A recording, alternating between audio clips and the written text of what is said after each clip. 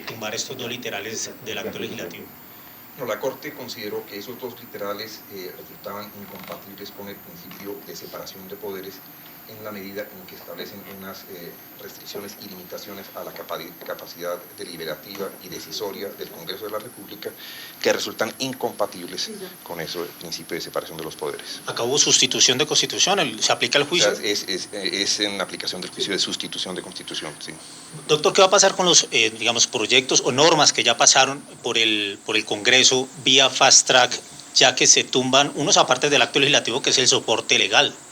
Bueno, la Corte fue expresa en las consideraciones y en el debate del día de ayer en señalar que esta decisión rige hacia futuro, o sea que no afecta en nada las decisiones que ya se han aprobado en el Congreso de la República por vía de Fast Track. Y las que están en trámite, por ejemplo, un proyecto que está en trámite en este momento en el Congreso vía Fast Track, ¿se debe abrir un debate más amplio?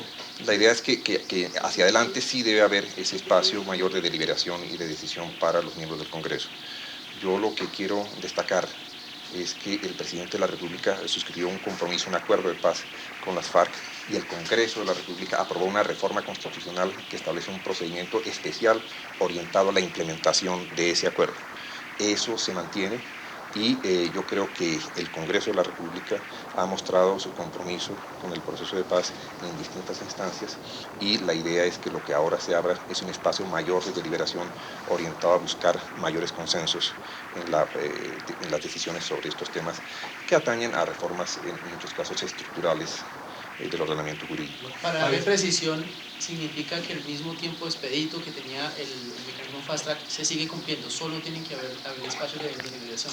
Sí, de hecho ya la Corte se había pronunciado en relación con el recorte de los tiempos, particularmente en cuanto hace los actos legislativos, y había avalado ese recorte en el entendido de que es importante que estos procesos de implementación del acuerdo se den de manera rápida. O sea, eso se mantiene ese criterio. Lo que la Corte ahora señala es que es necesario preservar ese espacio de deliberación. La Corte es consciente de que un proceso de paz que genera fractura y polarización en la sociedad debe tratar de superar esa confrontación, digamos, a nivel de la sociedad y que eso se logra a través de la búsqueda de mayores consensos en un proceso deliberativo y con capacidad de decisión. De hecho, cuando la Corte Constitucional avaló la refrendación del acuerdo después del 2 de octubre, lo hizo sobre la base de que debían generarse esos nuevos consensos de buena fe, o sea, abrir espacios de deliberación para que las distintas posturas se expresaran, tuvieran oportunidad de ser oídas, tuvieran incidencia en lo que se está acordando y que sobre esa base pudiera buscarse un más amplio consenso. ¿Eso significa cambios en los proyectos que presente el gobierno? No creo que pues, el gobierno tiene la capacidad y la iniciativa para presentar los proyectos orientados a la implementación del acuerdo y el gobierno tiene que valorar cuáles son los ajustes que cabe hacer, pero en principio el gobierno parece elevar su autonomía en esa materia. Pero esto no puede abrir... Digamos, a propósito que se está diciendo que se está temblando el tema del proceso de paz, pues hay esa polarización que usted está diciendo. ¿Qué decirle? ¿Cuál es el mensaje precisamente a la sociedad? A ver, yo diría que abrir espacios de deliberación democrática no puede tenerse como una amenaza o como una resta al proceso de paz. Yo diría que por el contrario es una suma, eso le aporta al proceso de paz porque aporta legitimidad en las decisiones, aporta consenso, aporta ese escenario de buscar ese mayor compromiso de toda la sociedad con el acuerdo. Presidente, ¿no se afecta entonces el Fast Track directamente? A ver, hay una afectación del Fast Track en la medida en que tenía unas previsiones que posiblemente lo hacían mucho más expedito, en cuanto que decían no cabe sino que se hagan modificaciones previo aval del presidente de la República. Pero lo que la Corte señala es que el espíritu del Fast Track como instrumento de implementación del acuerdo se mantiene. Pero no abriría la puerta para modificarse de fondo, por ejemplo, por medio de un acto legislativo, algo que tenga un espíritu relacionado con el acuerdo de paz. Pues a ver, en esto yo creo que en un Estado democrático precisamente las decisiones tienen que tomarse en esos escenarios de deliberación democrática. Y aquí debe mostrarse el liderazgo y la capacidad de conducción que tenga tanto el gobierno como las distintas fuerzas políticas para producir un desarrollo del acuerdo que sea consistente con lo que se considere adecuado. O sea, la Corte dice no puede cerrarse la posibilidad de disidencias o de alternativas distintas, pero serían las mayorías democráticas en el Congreso las que tienen que tomar la decisión.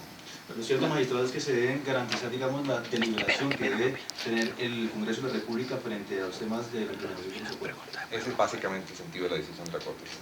La demanda presentada por el senador Iván Duque, ¿cuáles fueron los argumentos tenidos en cuenta? ¿Cuáles se asumieron? ¿Cuáles posturas aceptó la Corte para tomar la decisión en la Asamblea? Bueno, básicamente un poco lo que se ha señalado, que es la circunstancia de que esas limitaciones que se le imponían a la capacidad del Congreso para decidir, pues implicaban cercenar el espacio de deliberación que le corresponde a un cuerpo democrático como el Congreso, o sea, subordinarlo a lo que previamente se haya acordado y que solamente pueda modificarse con el aval del gobierno, no dejaba un espacio de deliberación a ese cuerpo legislativo. Magistrado, permítame insistirle, ¿cómo garantizar que lo que se toque esta decisión es la implementación y no la definición de los acuerdos mismos? Porque la Corte fija estándares para hasta dónde extender esa deliberación. No, la Corte no fija estándares porque hay una responsabilidad que le corresponde asumir al Congreso. Lo que la Corte sí señala es que este procedimiento especial legislativo es un procedimiento previsto para la implementación de los acuerdos. O sea, para eso se concibió, en ese sentido se ha venido aplicando y yo creo que en ese sentido debe seguir aplicándose.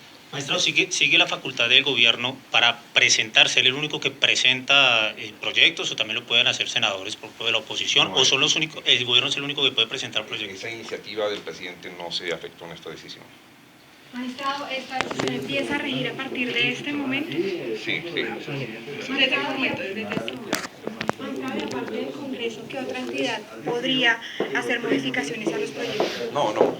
O sea, aquí la Corte está haciendo en esta decisión consistente con lo que han sido sus decisiones previas. No le preguntan a Ya desde la sentencia C-379 del año pasado, cuando la Corte avaló el principio inicial para la paz, la Corte dijo: estamos ante un acuerdo de naturaleza política cuya incorporación al ordenamiento jurídico debe hacerse en las instancias competentes para el efecto. Entonces, según sea el nivel en que se trate, si se trata de un decreto, pues lo hace el gobierno, pero si se trata de una ley, debe hacerlo el Congreso, si se trata de una reforma constitucional, debe hacerlo el Congreso, y son esos órganos competentes en cada caso quienes eventualmente podrían producir los ajustes normativos que crean necesarios. Magistrado, en la sala de este miércoles también se tumbó, digamos, esta ampliación que tenía en este caso la Unidad Nacional de Protección. ¿Por qué se toma esa decisión? Bueno, sobre eso quiero enfatizar que la decisión que tomó la Corte en ese caso en particular fue exclusivamente formal, o sea, derivada de la circunstancia de que se estaba estableciendo una excepción a una norma de contenido orgánico. Y el artículo 2 del Acto Legislativo 2 del 2016 establece una exclusión expresa. Dice que por vía de decretos extraordinarios de ley, en ejercicio de esas facultades, no pueden adoptarse decisiones que tengan una naturaleza orgánica. Entonces fue esa exclusivamente la consideración que tuvo la Corte, habida consideración de que se tratan las competencias importantes que tiene el presidente de la República, y entonces el juicio que hace la Corte es estricto en relación con los requisitos que el propio acto legislativo ha contemplado. Pero insisto, la Corte en ese caso no tomó ninguna o no hizo ninguna valoración ni ningún pronunciamiento sobre el contenido mismo de esa decisión. Aquí el presidente podría volver a objetar normas luego de la aprobación en el Congreso, como sucede normalmente en trámites que no sean fast track. El presidente podría hacerlo, claro. Sí. ¿Y eso iría otra vez a revisión? Pues, sí, si lo hace, si hace una objeción por inconveniencia, cabría esa posibilidad. Sí. Hay un miedo generalizado en algunos sectores porque consideran que por medio de esta decisión que tomó la Corte, pues podrían estudiarse, por ejemplo, normas que van en contravía en parte de lo firmado, del acuerdo general de 310 páginas. ¿Eso puede hacerse o tiene que mantenerse la estructura de que todo lo que se tramite en el Congreso pues tenga relación directa con lo acordado entre el gobierno y las FARC, o puede ir en contravía a algunos puntos ya que se abre la discusión?